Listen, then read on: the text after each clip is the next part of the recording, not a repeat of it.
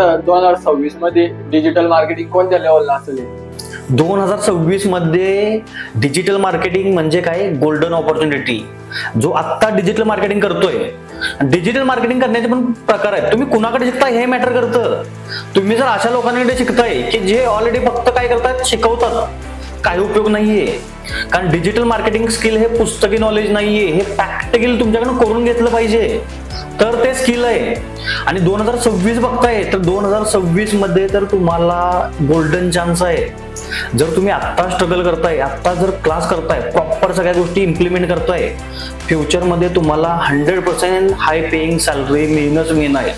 कारण सगळेजण म्हणतात की बिझनेस करा आणि ऑलमोस्ट सगळे बिझनेसकडे वळलेत. आणि सगळ्यांना वाटतं की सर जॉब अनसिक्युअर झालंय, मग सगळ्याच लोकांनी काय केलं, बिझनेस केलाय चालू. मग बिझनेस मार्केटिंग करणार कोण? AI करू शकतं? नाही, डिजिटल मार्केटरच पाहिजे. म्हणून त्याच्यामुळे तुम्ही फ्रीलान्सिंग असेल, भरपूर सारे बिझनेस ओनर असतील, त्यांना डिजिटल मार्केटिंगची गरज आहेच आहे. सो त्याच्यामुळे 2026 मध्ये जर बघताय तुम्हाला डिजिटल मार्केटिंग मध्ये करिअर करायचंय, तर तुम्ही एक सेफ करिअर आणि लॉंग टर्मच्या हिशोबाने तुम्ही करिअर करू शकता.